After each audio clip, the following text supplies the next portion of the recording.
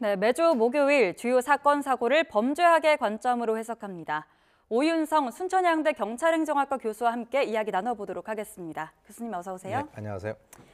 네, 오늘 먼저 경복궁 낙서 이야기부터 해보겠습니다. 용의자가 이제 10대 남녀 2명으로 나왔고 이 사흘 만에 체포가 됐는데 이 두 사람이 구체적으로 어떤 혐의를 적용받게 되는 거죠? 네, 지난 이제 16일 오전 1시 42분경 경복궁 영추문 그리고 이제 서울경찰청 벽 등 3개소에 대해서 이제 스프레이로 불법 영상이라든가 또 공유 사이트 주소 등을 낙설했었던 17세, 16세 이 두 사람이 사흘 만에 검거가 됐고 범행을 전부 인정을 하고 있습니다. 예. 사건 신고를 받은 경찰은 실제 이제 현장 주변 CCTV를 기초로 해가지고 이 두 사람이 택시를 타고 이동했다는 사실을 확인하고요. 압수수색 영장을 발부받아 택시 승하차 기록을 확보하고 난 이후에 지난 19일 날 연인 관계로 알려졌던 이 두 사람을 주거지인 수원 부근에서 전부 다 검거를 했습니다. 그래서 경찰은 지금 이제 경복궁 영추문 낙서를 한 것은 문화재 보호법 위반 혐의로, 그리고 이제 서울경찰청 담벼락에 낙서를 한 것은 재물 손괴 혐의 적용을 검토 중에 있습니다. 네, 그런데 이 경복궁 담벼락이 사실은 복원된 거잖아요. 그럼 이런 경우에도 문화재보호법의 적용 대상이 될 수 있을까요? 지금 이제 그게 좀 논란이 되고 있습니다. 그래서 경복궁 담벼락이 복원 건축된 것이니까 과연 문화재보호법을 적용을 할 수 있는지 없는지에 대해서 이제 논란이 있을 수 있는데, 저는 개인적으로 남대문 화재 사고로 인해서 지금 다 복원됐잖아요. 그럼 복원됐는데 거기다 낙설하고 하면은 그것에 대해서 처벌할 수 없을까요? 뭐 충분히 처벌할 수 있다라고 보고요. 만약에 이것이 이제 솜방망이 처벌이 된다면 상당히 제2, 제3의 유사 범죄가 될 수 있는 그런 가능성이 상당히 크다 이렇게 봅니다. 이 처벌 수위도 한번 관심 있게 봐야 될 텐데 이들이 둘 다 지금 청소년이잖아요. 네. 촉법 소년은 아니지만 처벌 수위가 어느 정도 될 거라고 보세요?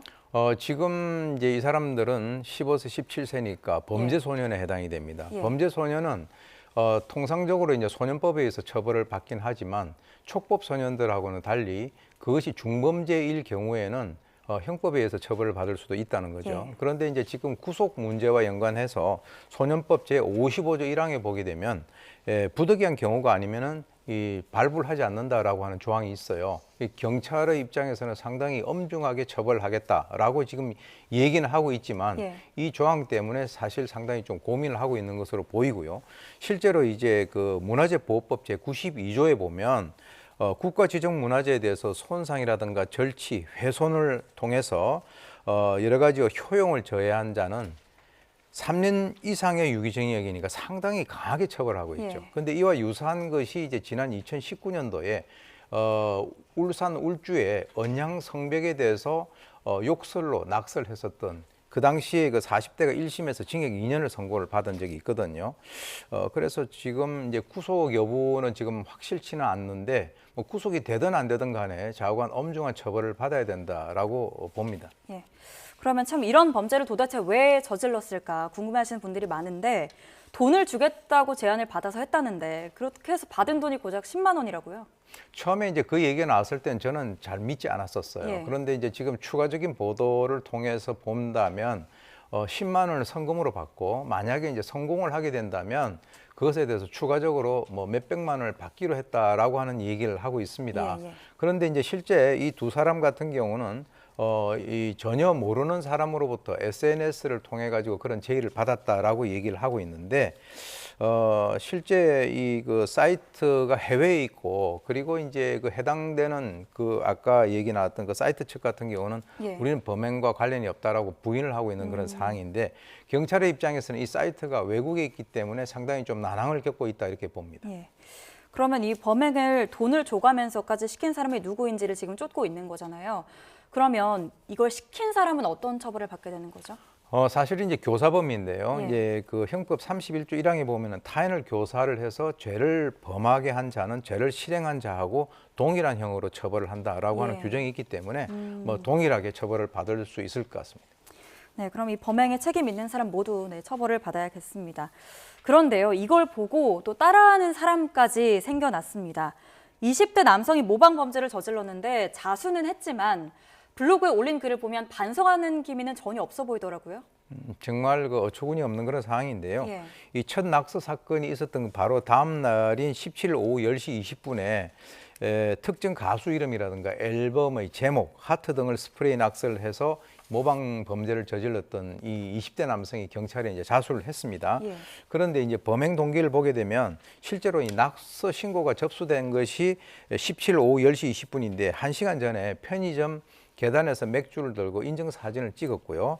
그리고 이제 범행 동기는 관심을 받고 싶었다. 이렇게 얘기를 하고 있는데 블로그를 보게 되면은 담벼락 낙서 사진을 자기가 올리면서 제 전시회 오세요. 곧 천막이 쳐지고 마감될 텐데 예. 입장료는 공짜다 이렇게 얘기했고요.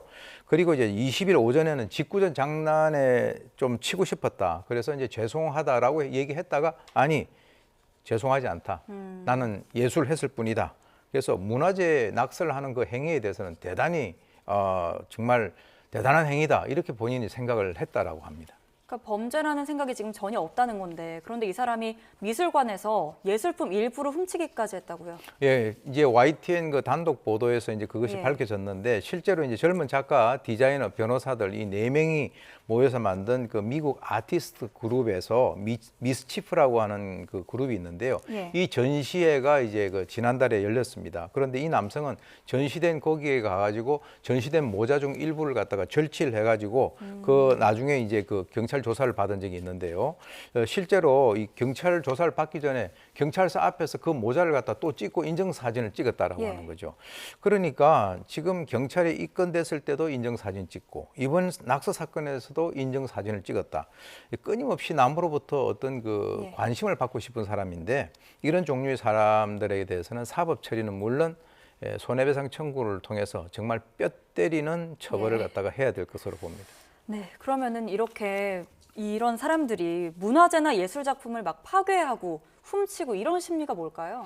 실제로 이제 많은 사람들이 담벼락이라든가 화장실 안이라든가 이런 그 장소에다가 낙서를 갖다 하죠. 네. 그래서 이제 실제 이 낙서를 하는 소위 그 호모 그래피티라고 하는 이 사람들이 많은 것은 예, 이 심리적인 배설을 통해서 자기 내면에 있는 욕구를 표출하고 싶은 그런 그 시도로 볼 수 있는데요. 네. 만약에 이 사람들이 동네 벽에다가 낙서를 했으면 이렇게까지 문제가 안 됐겠죠. 예, 그렇죠. 그런데 이제 우리 문화재에다가 이런 그 행동을 갖다가 하는 단계까지 왔는데 실제로 이런 행위를 갖다 우리가 반달리즘이라고도 얘기를 해요. 예, 그래서 반달리즘이요? 네, 반달리즘이라고 네. 하는 것은 이 낙서를 포함해서 문화유산, 예술, 공공시설 또는 자연환경 또는 경관을 훼손하는 그런 행위를 얘기를 하는데요.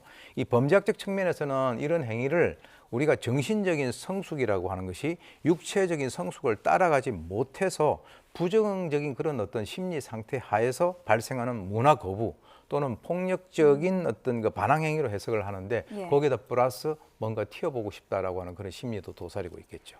예, 참 이해는 안 되지만 어쨌든 이런 일이 다시는 없어야겠습니다. 우선은 다음 주제로 넘어가 보겠습니다. 크리스마스 연휴가 다가오면서 사람들이 많이 좀 곳곳에 모일 텐데요. 이런 때를 앞두고 좀 잠잠하나 싶었던 흉기 난동 예고글이 또 올라왔습니다. 그렇습니다. 지난 17일 밤에 인터넷 커뮤니티에 예. 지금 조금 있으면 크리스마스가 오지 않습니까? 예. 크리스마스 칼부림 파티를 구한다. 줄을 서세요라고 하는 아이고. 이런 글이 올라와서 예. 그것을 본 이제 그 네티즌이 경찰에 신고해서 경찰이 현재 수사를 하고 있는 상황입니다. 예, 그러면 사실은 애초에 이런 글이 안 올라오면 되잖아요. 그런데 공중 협박죄를 만들겠다 이런 얘기도 있었는데 논의가 진행되고 있습니까?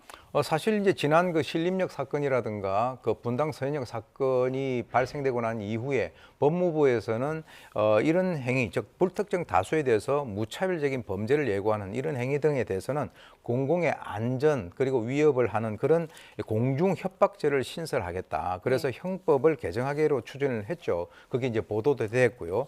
그런데 현실을 보면 해당 개정안은 국회에 지금 이제 소관 상임위원회를 갖다가 아예 상정조차도 되지 않는 그런 상황이죠. 그러니까 처음에는 와글와글 하다가 국회도 별로 관심이 없고 그래서 결과적으로는 이번 21대 국회 임기 내에 처리가 될 수 있는 가능성은 거의 없다라고 보는데 네. 온라인 살인 예고를 일종의 그 신종 테러로 규정을 하는 그런 그 공중 협박죄를 빨리 도입을 해야 되는 그런 네. 상황인데 네. 왜 이렇게 늦어지고 있는지를 잘 이유를 모르겠습니다.